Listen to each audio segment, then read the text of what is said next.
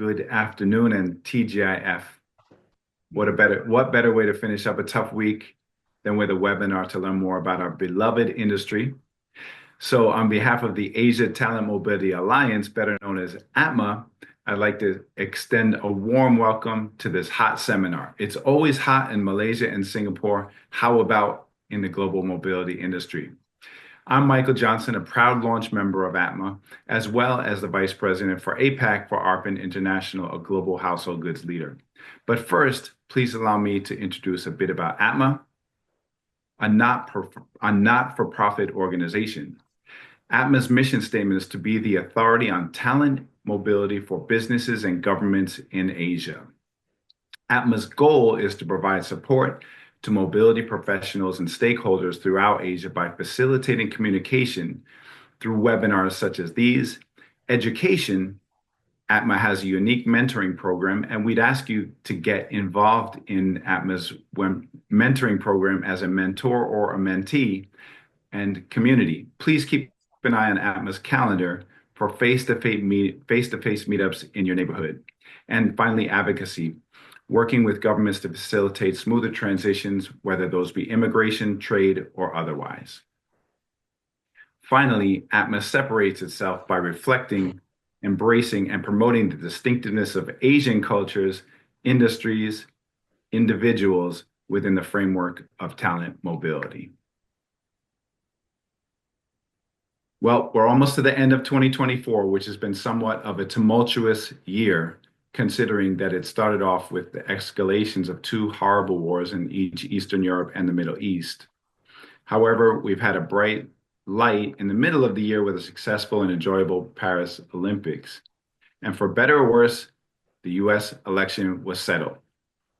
Whoever won the contest would hopefully work to stabilize world trade and how that drives the global mobility industry. So all in all, a year of ups and downs. But what year hasn't been? Again, we welcome you, and in the essence of time, I'd also like to welcome and thank our illustrious and experienced team from the Southeast Asia region, Mr. John Preston and Mr. Charles Leo. John has lived and worked in Malaysia for decades and is the Group CEO of DSP Relocations and the Managing Director of Intermovers, a leading household goods mover in Malaysia. John will introduce us to global mobility trends in Malaysia, which is fast becoming an exciting spot in global mobility. And Charles, who is the APAC Chief Officer for Asia Mobility Services Group, will introduce global mobility trends in the city-state of Singapore, where he was raised and has made his decades-long global mobility career, with the exception of his studies in the UK, which probably account for his love of Liverpool football. To our guests, please post any questions in the chat as we discuss. We'll do our best to answer them during the discussion, as well as a Q&A at the end of the session. So Charles, let's start off with Singapore. If you'd please get us started on some of the trends you're seeing there. Hi, good afternoon to everyone. And Michael, thank you for that very wonderful introduction. You are right about the fact that the last couple of years has been challenging, to say the least. But Singapore continues to try and keep itself in the forefront of being a talent hub. It still continues to hold that firm position of a preferred locality for companies and multinational corporations to have their either regional and some even have their global headquarters based here. A lot of that is actually driven by the fact that the government runs a lot of initiatives, if you like, to try and attract investment. Singapore is a country that has very few natural resources. In fact, the only natural resource we have is really human resource. So it is a country that's run essentially on the importance of services, advanced technology, and the excellence of human resource, which is also why mobility is a very big part of what we need, talent management as well. And so the government continues to steer a lot of global investment type initiatives with really, really attractive corporate tax rates. Even personal income tax rates are also very favorable. So these are the things that are driving the continuation of Singapore being a very attractive location for a lot of foreign investment. I think within the ASEAN region, and that includes Malaysia as well. And I'm not going to steal John's thunder and leave him to talk about Malaysia, but ASEAN has been collectively pushing forward the regional comprehensive economic partnership. This is something that they have signed up with six big markets like China, Japan, Korea, Australia, New Zealand to try and create more cross-border type talent sharing, if you like. I think this has gone under the radar a lot, but Singapore being sort of the more mature market sort of leads the role in or leads the way in terms of um, bridging the gap. So the less mature ASEAN countries maybe have the talent or rather the human resource, but not necessarily the knowledge base. Whereas Singapore has the knowledge base and a dwindling workforce. It was quite interesting to see that statistically 60 to 65 years old represents the largest workforce demographics for Singapore. So that tells you that there is that need to cover the talent gap. So essentially, RCEP within the ASEAN market, I won't delve too much deeper into it, is going to create some level of cross-level, cross-border within the ASEAN region of talent moving and as well as development of knowledge base. So these are the type of things that Singapore is involved with, not only as a country, but within the ASEAN region to try and continue spurring investment, not only for ourselves in Singapore, but also for the rest of the ASEAN region. Mhm. So with a lot of this, very often, immigration becomes a big issue.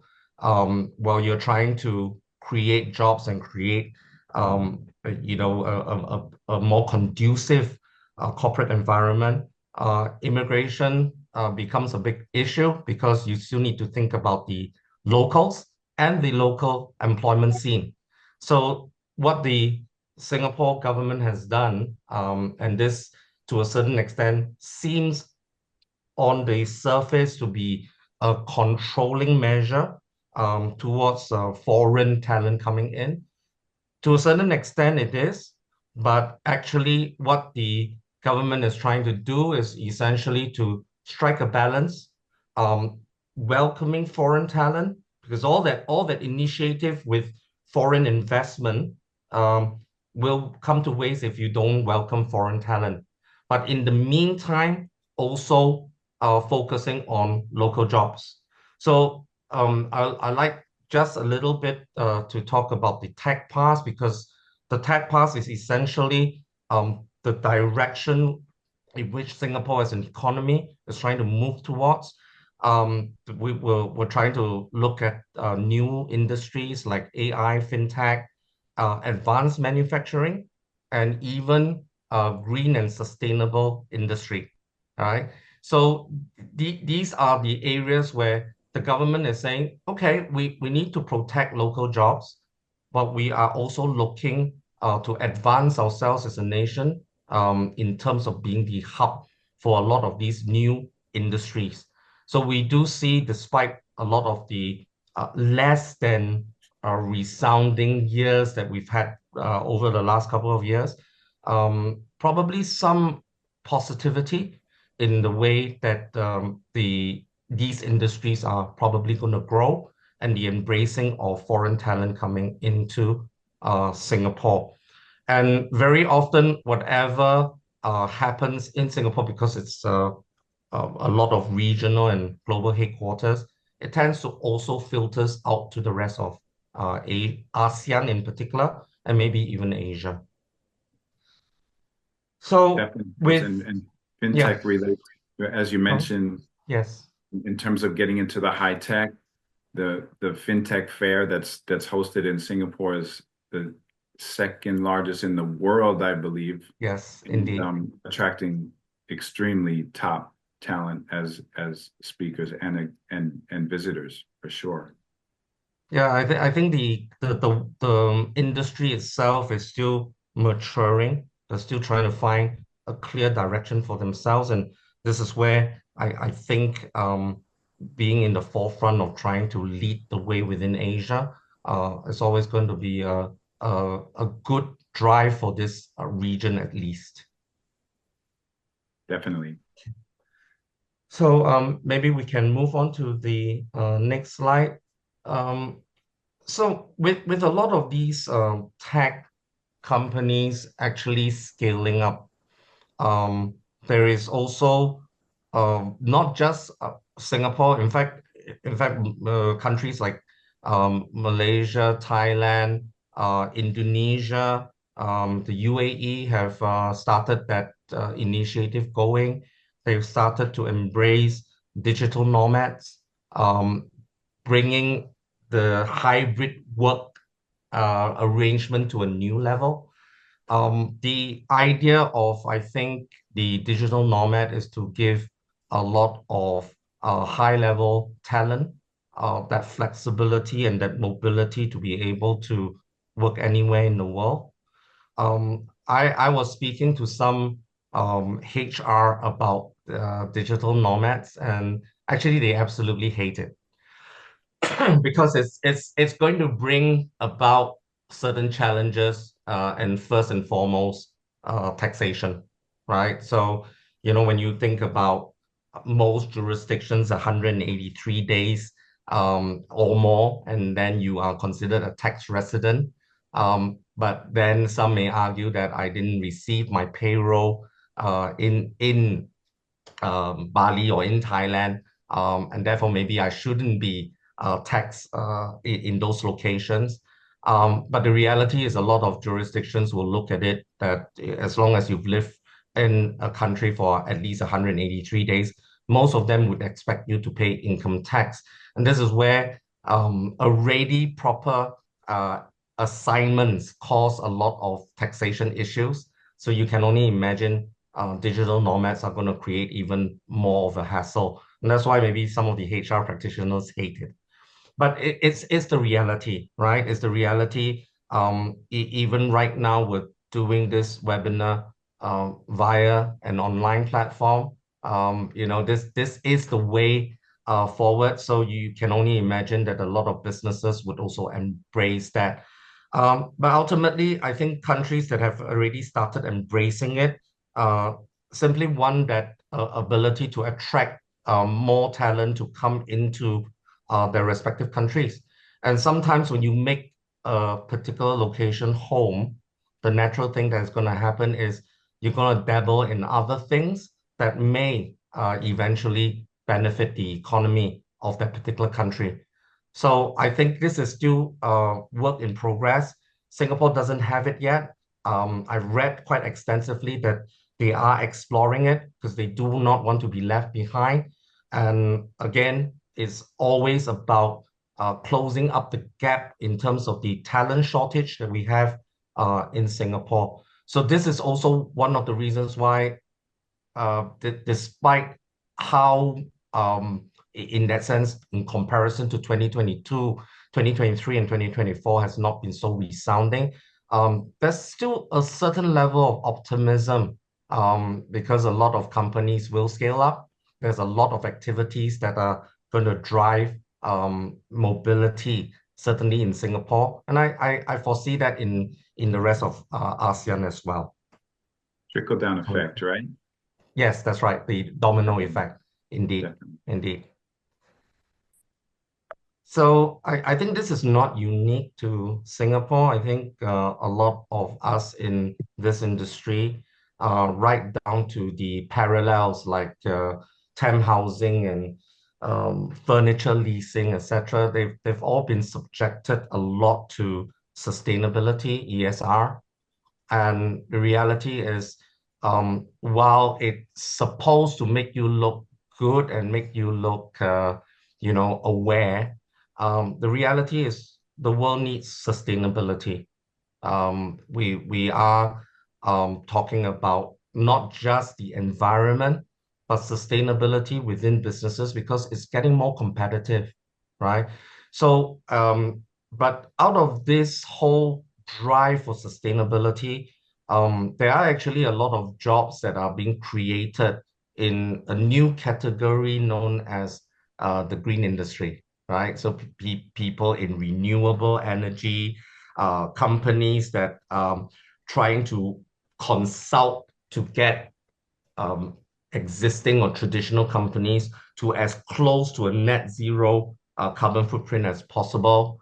I've had the privilege once to look at what Schneider Electrics do with how green they are, for example. And Mm. I think they lead the way, but a lot of other companies are starting to take that lead and start to move towards that. I think in our industry, we're recycling a lot more. Some of us have already gone into utilizing vehicles that are fully electric, for example. But certainly, while we can't control outright the utilization of things like materials, packing materials, etc., there are also initiatives where we put back into environment by, paying to plant a tree, for example. But the reality is this is going to shape how we provide services. Because the reality is sustainability also costs money, but sustainability is for the long run. A lot of us are not aware of how it needs to be done. We are picking up little bits and pieces along the way, but it's certainly one of the trends that I'm certainly seeing as a demand from a lot of corporates to know that as a service provider, we are at least thinking about it.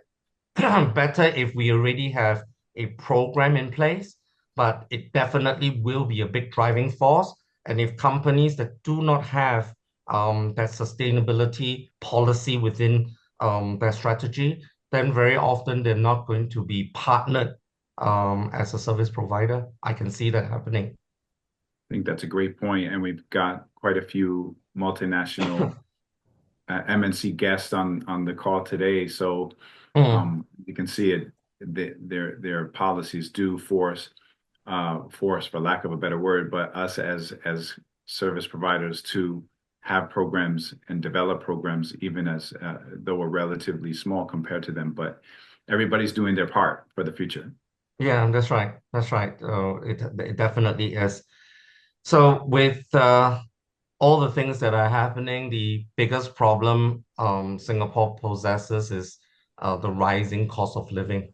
So, as I mentioned earlier, we don't have many natural resources. Human resource still remains one of the biggest um, resource that we have, and so therefore, the reality is we are a maturing, growing economy. A lot of the people are also possessing a lot of skill sets. So naturally, wages have gone up, services have gone up naturally as well.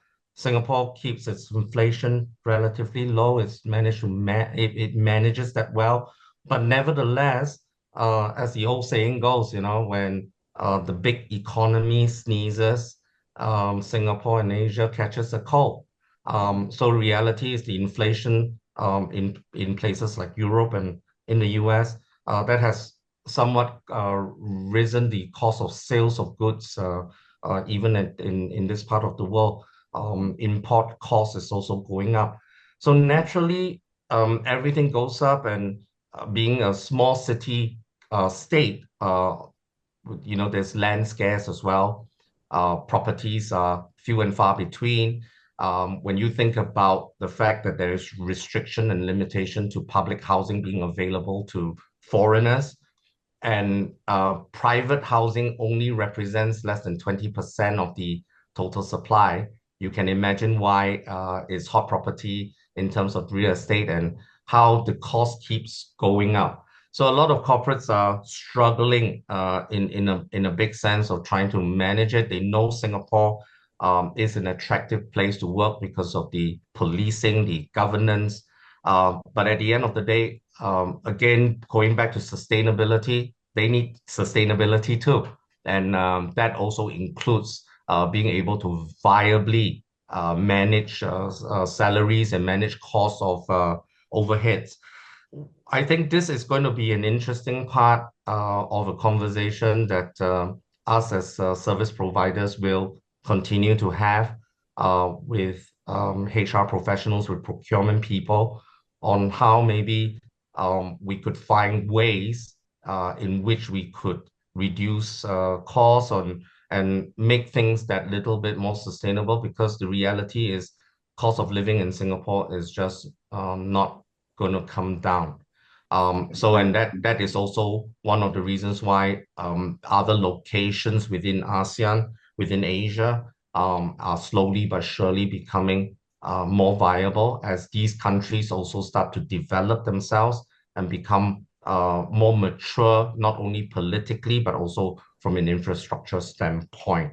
So this is a trend of a concern, but I also say this is also an area where I would indicate as watch this space, because a lot more conversations and a lot more thinking needs to be put forward to provide solutions. Yeah. In fact, we are going to watch it. Even on the next slide, we're going to talk about more cost of living. And before you jump into that, Charles, quickly, I'd just like to give a quick shout out to our ATMA Foundation partner, ECA International. ECA International provides end-to-end global mobility solutions for multinationals, including data software, consultancy, and training services to help companies manage compensation and benefits for their employees working internationally. So thanks to ECA for this data on the cost of living in each Singapore, and John's going to present cost of living in Malaysia. Okay, I did mention earlier that just inflation in Singapore is relatively low and relatively controlled. I think we're sitting at maybe about 4.8% in terms of inflation. It's a little bit high since COVID. A lot of it is driven by how a lot of it is structurally controlled by the government over the COVID periods. But the reality for Singapore and inflation is we've got core inflation, which essentially is all the core products. That does not include housing and transportation, because those two big ticket items are extremely expensive, right? In being a densely populated country. But the ability to keep inflation at a very manageable or very predictable, I think more importantly, predictable level, is going to help businesses form some form of predictability towards the upcoming year. It is quite right to say not much is going to change in 2025. I think it's probably going to be quite stable. But essentially, cost of living in Singapore, as I said in my earlier slide, is going to continue to be a big concern. So when we ran some benchmark numbers earlier in the year, for a single expat, the average cost on the low end is about 3,009, as to up to as much as about 7,000 for a single. We haven't even talked about international schools yet. So you can see from that perspective, cost of living is a big concern in Singapore. But I think it naturally is with any kind of a developed economy. So that's sort of my summary on the cost of living in Singapore. That's a great way to wrap up. Charles, outlook unlikely to change much. Singapore is an expensive place to live. But Yes. yeah, it's a place where you get value and quality of life where you get value for that cost. But thank you so much, Charles, for digging into so many different subjects. John, if you wouldn't mind start off on the cost of living in Malaysia and welcome you back to the webinar. Thanks. Thank you. Welcome to everyone watching our sessions today. Looking at the cost of living, the inflation rate in Malaysia is approximately 1.8% at the moment, which is considered quite low, a little bit lower than Singapore at the moment. Mind you, historically, the inflation rate has gone from about 3.36 to 23.9. So it was very volatile back in the years, but it seems to have stabilized down a lot.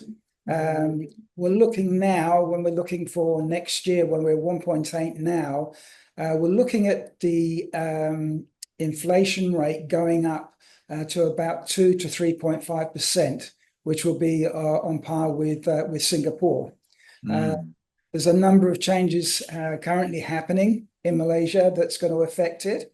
Firstly, is the government is trying to move away from blanket subsidies on a lot of products, and the one they're going to be particularly picking on is petrol and diesel. So our friends from Singapore who normally like to come over the border and enjoy our cheap petrol, they'll be paying a little bit more for it. But yeah, the price of fuel is going to go up. They're discussing at the moment how that's going to be implemented and how it will affect the lower income workers. They're talking about maybe implementing when you pay for your petrol, you have to produce your IC card, etc. So they're still working through how that's going to be implemented, but that will be quite a big change. Rising global prices have had quite an effect on imported products into Malaysia, which does directly affect the expatriates, mainly due to the fact that most expatriates tend to eat out and buy overseas product. So it affects them more than it does the majority of the local market. But the high-end local market obviously buy a lot of imported items as well. Well, enjoy that low inflation while it lasts, John. The other area that we've got is that Malaysians now can afford to go to Singapore. Our exchange rate has changed quite considerably to being around 4.8 to the US dollar, down to about 4.2, 4.3 now. So that's made Singapore a little bit more affordable for us. And we do love going down there. So with the inflation rates stabilizing, we do expect it to go up. We're hoping that the ringgit stabilizes back to where it was 4 to 5 years ago, around about the 4.2 mark. And we see a number of other changes happening in terms of the electric cars coming into Malaysia. There's a lot of Chinese imported cars, Teslas here, and quite a bit of investment on that side as well. So car sales are changing. The BMWs and the Mercedes, although they're involved in the EV market, are struggling a bit against the Chinese coming in with their brands. Interesting. So that's really about the cost of living in Malaysia. When we get down to the feet on the road, when I go out to a restaurant with my family, we're looking at sometimes around about last year, about 140 ringgit for a meal for the four of us. Now we can be looking at 200. So some things have gone up significantly. Significant change. Yeah. But that's at the affordable level, not across the board. The basic food stores and so forth are still very competitively priced. Okay, on to education, which is a great subject and something that Malaysia excels in. So I'd like to talk through on that and just give the heads up on to consultants out there. We're still having challenges at the top schools when regarding availability when people have got 2 or 3 more children. Fitting them into the same school can be a challenge, and there needs to be some forward planning there. We've had those challenges before. During COVID, it sort of went away, but now the demand is coming back up again. We're seeing those challenges. As we're seeing challenges and acceptance rates for students wanting to come in the year before their IGCSEs or their A-levels or the IB program, the schools are a little bit reluctant to take new students on in those years. Pastoral care has had a big increase. I think we all know I'm personally struggled from COVID, and there's a lot of areas that the pastoral care has had to take care of in terms of the education and involvement level of students during COVID was down. Some people are just not good online learners, and they are struggling, so their needs need to be reassessed. As does the reintegration into school, being online for a long period of time and then coming back and seeing your friends. And there was a lot of disruption on social media, hurting a lot of children out there, students, particularly teenagers, and some of the happenings there. And trying to reunite with people within the class when they've seen some abuse going on has been a bit challenging. In Malaysia, I think most countries, we struggle. We don't have enough psychiatrists and psychologists to cater for the demand at the moment. And there's a lack of that support. So we're finding a lot of schools are important pastoral care that's working together and trying to assist the best way we can. Okay, so that's a little bit about pastoral care, and all the big schools have a good pastoral care team that know what they're doing and know how to assist. Another area for choosing schools in Malaysia is transport. Most of the top-tier schools will have a school bus system, and say ISKL, which would be one of the leading schools. I think they have about 70% of their population will go in by school bus and 30% by car. Sorry, there'll be about 5% that walk because it's in walking distance from some of the residential areas. But transport is... John, I'm sorry. I just wanted to ask because I think a lot of the people on the call will be interested in budgets, right? In terms of, are the school fees in Malaysia on par and maybe increasing as let's say Malaysia becomes more of a hotspot? International school fees particularly, are they going, are they in line with Singapore necessarily? Well, when we look at Singapore and Hong Kong, they're quite substantially lower. But then when you look at our neighbours in Indonesia and Thailand, we're competitively priced maybe just a little bit below them. So there's, in terms of price and value for money, it would probably be the best in Asia. I'll go through some of the academic results that they've enjoyed over the years. Just to give you a bit of a tip on when we look at, I've got some statistics I put together here. So when we look at the British schools for an example, which there is a lot of in Malaysia, the results are amazing. For A levels, Garden International School, where my son went to, 100% pass rate, covering 25 different subjects. So there's a lot of variety there. With 80% of the students getting A or A plus. That's fantastic. That's congrats. I hope your son's in that pool of No, he was not academic. He pulled the result down. But no, yes, fantastic education. And when we look at the IGCSE level, again, they enjoyed 100% pass rate, and with 30 different subjects, and 74% achieving A or A plus. When you look at the average in the UK, they're looking about an average between 30 to 40%. And the children are looking at 74% pass rate. So it gives you an idea of the type of the education that they are providing. And that crosses over to the IB program, where we have one of the major schools in Malaysia is the ISKL, which is the American school. They've quoted over the last few years some fantastic results. Students achieving 100% pass rate, with IB scores ranging from 35 points to 30, right? Sorry, from 35 points with the world average at 30 points. So that's something quite amazing. And when we look at the global average pass rate for the IB program, it's 89%. And ISKL is performing at 100% pass rate. These are incredible results and could make Malaysia even more attractive and, as a huge point.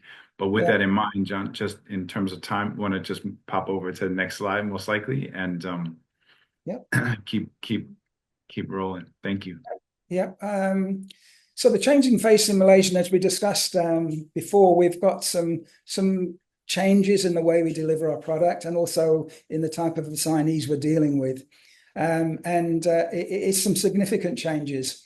When we look at the first challenge we had was the low-cost housing request for the IT sector, and particularly coming from India, where their requirements for rental per month were going between 250 and 500 per month rental, right? Okay, so it is quite low in comparison where our normal corporate real estate agents that work with us, they're normally dealing with between 1,000 to 5,000. So they don't work in that market. So we've had to really relook at. You're talking ringgit, by the way, right? No, USD I was talking. Oh, USD, okay. Yeah. So I thought I'd put in USD to cover about Asia. So we're looking. That's good. Thank you. The request is, from 250 to 500 USD, where we're dealing with 1,000 to 5,000 USD. So we've managed to do that and assist them where we can, but we still challenge when you get into those types of markets with proper tenancy agreements, and they're few and far between.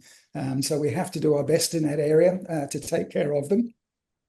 And another factor that's different from the typical expat is that the decisions making is normally made and influenced by work colleagues and distant relatives living in Malaysia. So again, they're listening to those voices. And in some instances, we've had situations where the assignees paid more for the same property than we were found for them because they had to go through a relationship with somebody. Yeah. So it's a challenging market, but we've addressed that by recruiting Indian nationals that have got a resident pass in Malaysia to better understand the needs of those assignees and how to support them here. We've had a number of Chinese coming into Malaysia, quite a considerable amount. And the change in their requirements is WeChat, whereas we've always worked on WhatsApp. Their requirement with WeChat, and on some phones in Malaysia, even Samsung, it's challenging to get WeChat on there. So communication as we're used to changes, and we have to work around those targets. We've also got, when we're looking at condominiums, you show them a key to a door and they say, "Where's the biometrics?" When we're going out shopping, they pay with their phone. There's credit cards and cash just doesn't equate with them. So it's learning what their different habits are that we've had to adjust, and done quite a bit of brainstorming and meetings how to best cater for that market. We've seen a dramatic increase over COVID with pets coming to Malaysia. Traditionally, Malaysia was not a pet-friendly, particularly dogs-friendly country. That has changed over the last few years, and we're seeing a lot of condominiums now becoming pet-friendly, but there's a restriction on the size of dogs.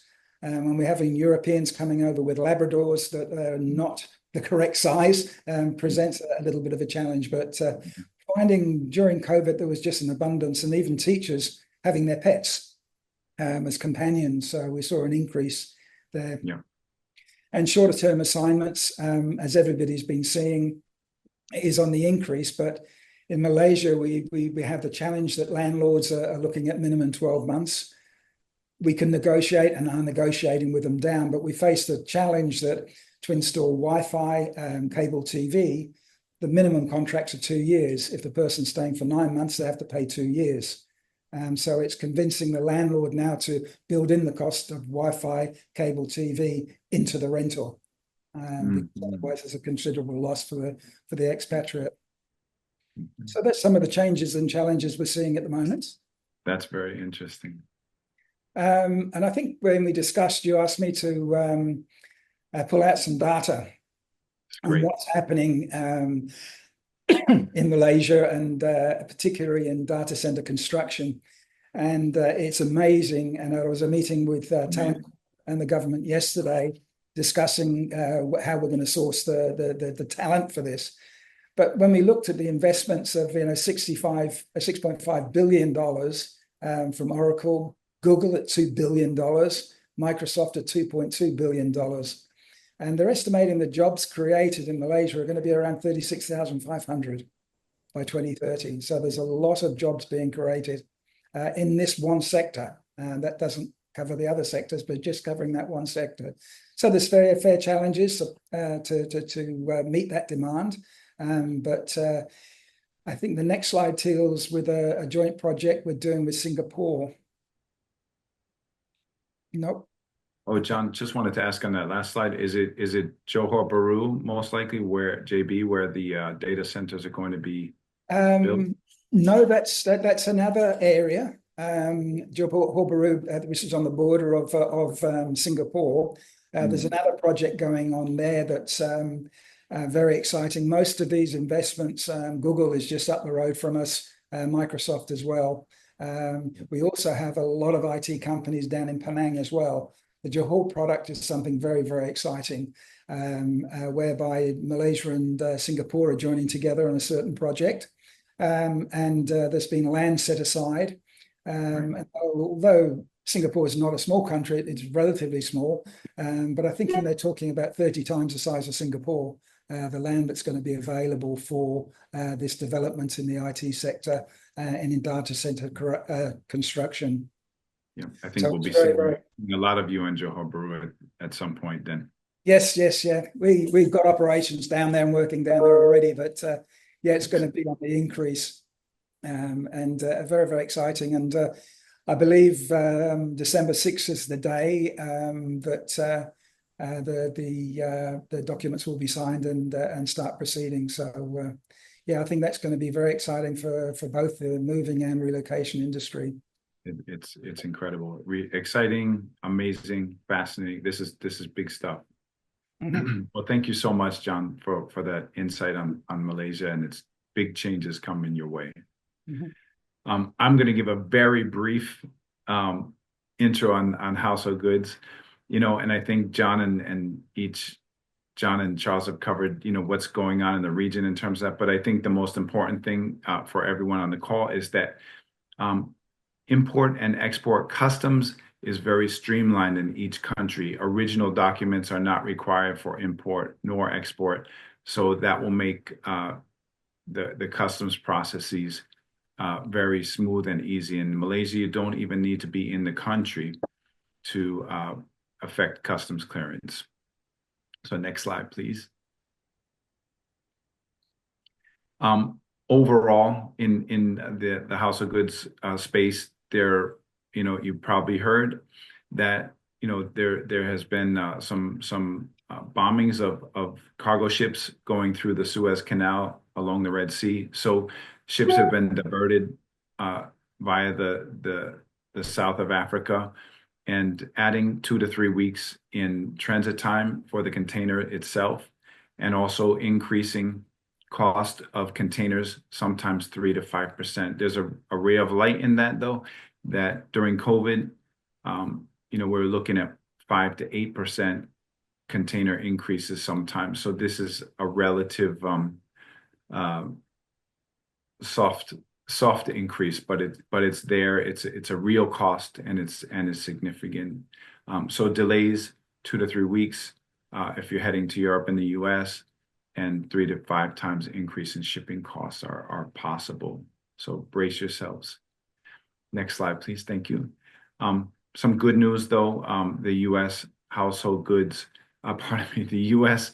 port strike was averted and diffused after only 4 days. It was costing $3 billion a day, and that cost would have trickled down to our multinational clients, and that would have been significant. So glad that went away. And Canada also diverted a strike after just 2 weeks. So this is good news that a port strike across Canada has also been averted, and has gone away as of just 2 days ago, in fact. Next slide, please. so really, I think some interesting dynamics is that Singapore is continuing to challenge Hong Kong as for financial hub supremacy. So that means, private money, corporate income, um, moving, corporate headquarters from Hong Kong to Singapore, pushing for that, selling Singapore as a stable hub. But Singapore continues to be an attractive destination, and it was ranked by ECA International, which I mentioned in a poll as the most livable city in Asia. But I also think it's worth mentioning again that Malaysia's coming up on Singapore's heels with some huge projects. As John just put up $10 billion of projects from multinational tech firms. So get ready, Malaysia too. Next slide, please.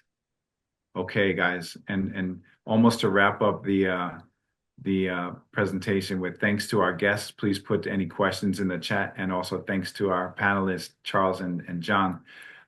Food for thought. So as I mentioned, the U.S. election is finalized, and whether and we've got to look out for some of the impacts of that. And I think when we talk about trade relations, the first one is obviously the elephant in the room is U.S.-China, and see how that goes once President Trump is in office, and how, will he continue a nice, smooth relationship as he had with President Xi in the past? Geopolitical stability and how that impacts Southeast Asia, as I think it was Charles said about sneezing and having a cold, whether the U.S. or China sneeze, Southeast Asia gets a cold. So it's really important that, how the, relations between Southeast Asia and China and the U.S. are maintained or increased economically, and how that's going to affect the multinational investment decisions there. And finally, the economic policy impact investment trends, right? In terms of tech decoupling, and that might actually, if we look at some of the semiconductor firms, moving or what we call reshoring their fabrication plants from, let's say, one country to, let's say, Japan, which might be seen as more stable and out of the fray of the big elephants. So not to mention that, we're also keeping an eye on the exchange between the currencies as well of Southeast Asian currencies, and particularly Malaysia and Singapore versus the USD and the RMB. So if you have any comments about the impact of presidential elections, we would like to chat, but we might end up going for another hour, as usually happens on this subject. But if not, I'll just ask to move to the next slide, please. No chat questions. Okay. Well, we've reached the end of our webinar. It's hot in Singapore, Malaysia, and I can see that it's actually hot it's going to be hot in global mobility and in Singapore and Malaysia as well. But with that, I'd really like to thank Charles Leo and John Preston for taking the time to put together and deliver these fascinating presentations. And I'd also like to welcome our guests to become part of ATMA. ATMA it's becoming a fast-growing and need to be a part of organization in the region. Remember, focusing on Asian countries only, it's a great bargain as well to get involved, to network, to be a mentor or a mentee, and to learn. So our next event is on, I believe, November 26th, as I'm looking at the calendar. I believe it's November 26th. It's our matcha, as in matcha green tea, initiative. and it's an ESG-oriented webinar, and we'd certainly love to have you. So please look at ATMA's website and be a part of ATMA. And again, we thank you all for joining. Thank you, Charles. Thank you, John. Thanks to our guests. Thank you, everyone. Thank you, Have a Michael. good weekend. Thank you.